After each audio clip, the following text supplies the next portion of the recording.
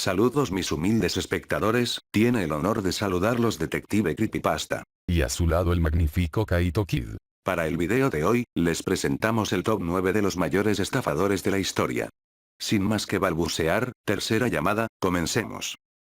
El ser humano día a día sorprende cada vez más por su ingenio y manera de idear cualquier tipo de cosas, ya sea benéfico o más comúnmente, para conseguir un beneficio propio. A lo largo de la historia, varias personas han demostrado gran astucia para realizar engaños que impresionarían a cualquiera. El día de hoy les presentamos a los más grandes estafadores, timadores y charlatanes de la historia. Si conocen a alguno que haya faltado o creen que alguien merecía un puesto más alto o bajo, nos encantaría leer su propio top en los comentarios. Número 9. Para comenzar, este individuo no sé cómo catalogarlo, su estatus es un poco confuso, ya que algunos lo llaman ladrón y otros lo llaman héroe. Estoy hablando de Wilhelm Voigt. En 1906 Voigt se disfrazó de militar de Prusia, convirtiéndose en el capitán Köpenick. Ya en la municipalidad de Köpenick, Alemania, fue al cuartel de la armada, paró a 4 granaderos y un sargento en su camino de regreso al cuartel y les dijo que fueran con él y ellos obedecieron. Luego mandó arrestar al secretario del pueblo y al alcalde por sospechas de malos manejos de fondos y los llevó junto con el tesorero a Berlín para interrogarlos. Voigt les dijo a los guardias que quedaban que se quedarán en sus puestos por media hora y se fue a la estación del tren. En el tren se cambió a ropas de civil y se fue. El impostor fue arrestado y sentenciado a 4 años en prisión por falsificación, por hacerse pasar por un oficial y por tomar prisioneros indebidamente. Pese a todo, la opinión pública estaba a su favor y el Kaiser alemán lo perdonó en 1908, pues a las autoridades finalmente les pareció divertido lo que hizo. En algunas escuelas alemanas enseñan la vida de este ciudadano que no es visto como un criminal, sino como un héroe folclórico que supo sobrevivir y enfrentarse a las contradicciones del gobierno, pues el hombre estaba sin trabajo porque no tenía pasaporte y no le expedían el documento porque no tenía trabajo. Número 8. Esta persona utilizó el mismo truco pero en otro nivel. Ferdinand de Mara, conocido como el Gran Impostor, fue miembro de la Armada de Estados Unidos en 1941. Su estafa consistía en utilizar los nombres de sus compañeros en la Armada, después fingía suicidios y empezaba una nueva vida con otro nombre. Se hizo pasar por psicólogo pero después la Armada y la Naval se dieron cuenta y fue a prisión por 18 meses. Su más famosa trampa fue pasar por un cirujano en la guerra contra Corea, hizo operaciones y combatió infecciones con penicilina hasta que lo descubrieron y lo reportaron. También sirvió de inspiración para la película El Gran Impostor. Murió en 1982 mientras hacía creer a la comunidad que era un ministro bautista. Número 7. No todas las grandes estafas tienen que ver con planes complicados ni grandes empresas, como veremos en este caso. David Hampton fue un joven afroamericano que junto con un amigo intentaron entrar al Estudio 54, un popular club nocturno en ese tiempo. Al ser negada su entrada, su compañero se hizo pasar por el hijo de Gregory Peck, mientras que Hampton asumía la identidad del hijo de Sidney Poitier. David comenzó a usar este engaño para comer gratis en restaurantes y a mucha gente para vivir en sus casas y darle dinero, todo bajo el nombre de David Poitier. Entre sus víctimas están los famosos Melanie Griffith, Gary Sinise, Calvin Klein, John J. Sale, al presidente de la WNT Osborne Elliott, al rector de la Escuela de Periodismo de la Universidad de Columbia y a un urólogo de Manhattan. En octubre de 1983, fue arrestado por sus fraudes y se le impuso pagar una restitución de $4.490 a sus víctimas. Sin embargo, se negó a estos términos, fue sentenciado de 18 a 4 años de cárcel. Falleció el 18 de julio de 2003 por complicaciones causadas por el SIDA. La película y la obra 6 grados de separación están basadas en su caso. Número 6. Para entender este puesto, primero hay que conocer el esquema Ponzi. Consiste en la inversión del pago de intereses a inversores con su propio dinero o al dinero de nuevos inversores. Es decir, si tú eres un inversor y me das dinero, yo uso ese dinero para pagarte el dinero que diste con la promesa de que obtendrás más dinero, o te pago con el dinero de otro inversionista que cayó en la misma trampa. La clave para que esta estafa funcione, es que entren cada vez más inversionistas. Con eso, es más que obvio que el ocupante del sexto lugar utilizó este método, o mejor dicho, le dio su nombre. Les presento al gran Carlo Ponzi. En 1903 emigró a los Estados Unidos, pero fue en 1919 que comenzó el acto por el que sería recordado. En esos tiempos, se solían enviar cupones para los familiares de Italia que habían perdido su dinero por la guerra. Los cupones se cambiaban por dinero para responder a las cartas. Ponzi creó la Securities Exchange Company, compañía de cambio de seguros, ofreciendo cupones prometiendo ganancias por 50% en 45 días o del 100% en 3 meses. Su error fue que no reinvertía nada de dinero en la compañía. Se calculó que para cubrir las obligaciones contraídas se necesitaban 160 millones de cupones en circulación, cuando en realidad tan solo había 27.000. Con eso su plan fue descubierto. En 1920, Carlo Ponzi fue acusado de 86 cargos de fraude. Murió en 1949, pero al igual que los grandes inventores, el nombre de su estafa sigue estando vivo y es recordado cada vez que se producen sospechas de un fraude. Número 5. Este caso es bastante curioso. Frank Abagnale comenzó en las estafas desde algo muy simple, como usar cheques falsos con la firma de su cuenta sobregirada. Se hizo con $40.000 imprimiendo su número de cuenta en una ficha de depósito de banco, la cual colocaba dentro de un montón de fichas reales en el banco. Durante 5 años se hizo pasar por 8 personas distintas. Durante un período de 2 años se hizo pasar como piloto de la aerolínea Pan Am para sacar vuelos gratis alrededor del mundo. Después se hizo pasar por un pediatra en un hospital en Georgia. Tenía un diploma de leyes falso de Harvard y así pasó el examen para obtener el trabajo en la Procuraduría General del Estado de Louisiana. Fue encarcelado durante 5 años, pero fue liberado a cambio de colaborar en la lucha contra el fraude. Ha escrito varios libros y se hizo millonario al instalar una consultora especializada en la detección de fraudes económicos. Aparte de esto, Frank ha sido el diseñador de muchos de los cheques antirrobo más seguros que se usan actualmente en todo el mundo. ¡Qué gran ironía! La vida de Frank fue retratada en la película Atrápenme si pueden, dirigida por el gran Steven Spielberg y protagonizada por Leonardo DiCaprio. Esta no será la única vez que veamos a DiCaprio en este top.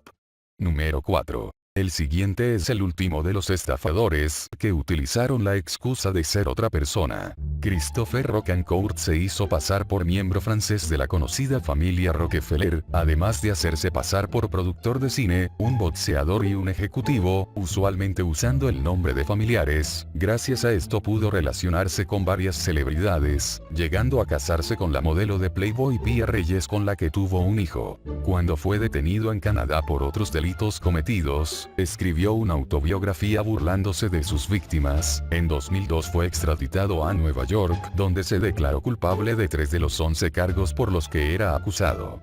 Según el mismo Rocancourt, consiguió 40 millones gracias a sus mentiras. Número 3. El siguiente maestro del engaño protagonizó una de las más grandes estafas financieras de toda la historia.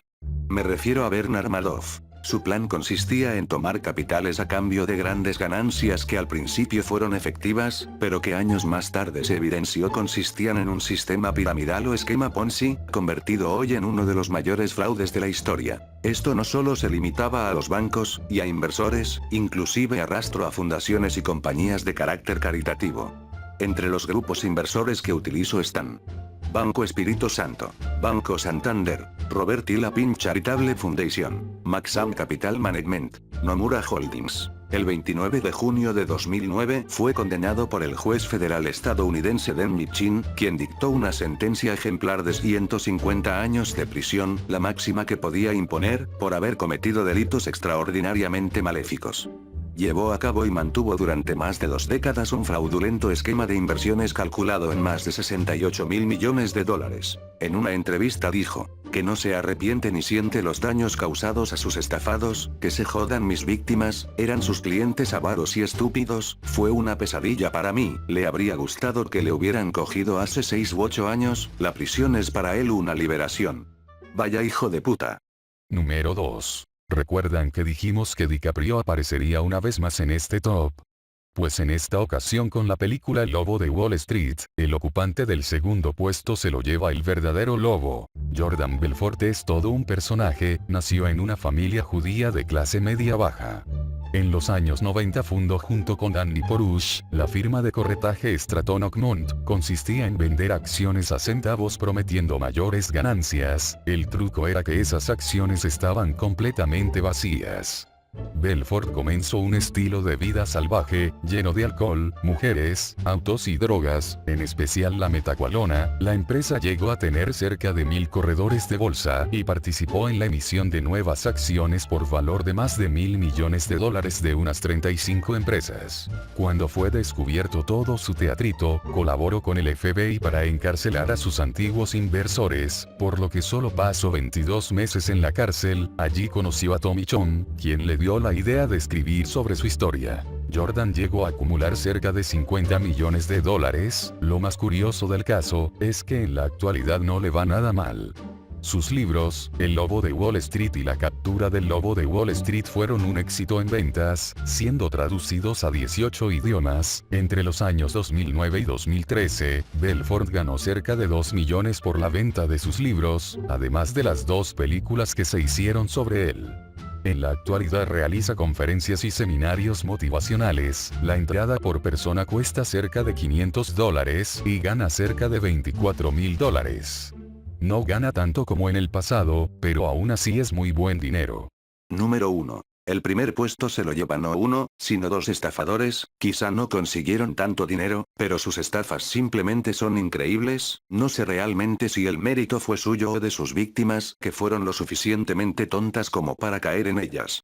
El primer lugar del top lo ocupan George C. Parker y Victor Lustig. ¿Has escuchado la frase "si te crees eso, yo tengo un puente para vender"? Esa frase fue impuesta por Parker, que significa lo crédula que puede llegar a ser la gente. Parker fue el más grande estafador de su tiempo. Su mayor logro fue haber vendido el puente de Brooklyn a más de 4.000 hombres ricos, esto entre los años de 1883 y 1928. En promedio, se calcula que Parker vendía el famoso puente 2 veces por semana. Algo increíble en nuestra época. Pese a que vender el puente de Brooklyn fue su principal pasatiempo, Parker también se dio a conocer por haber vendido el antiguo Madison Square Garden, la tumba del general Ulysses S. Grant y la mismísima Estatua de la Libertad. Todo ello desde su despacho ficticio. Fue arrestado en 1928 y sentenciado a cadena perpetua en la prisión de Sing Sing. Falleció 8 años después. Por su parte, Lustig tuvo la osadía de engañar al mismísimo Al Capone, el más peligroso criminal de los Estados Unidos de ese momento. Sabía que al rey del crimen no se le podía tratar como a los demás, así que pensó en algo especial para él. Lo que hizo Lustig fue pedir a Capone que participara con $50.000 en una estafa en la que dijo estar trabajando, prometiéndole duplicar su dinero en 60 días.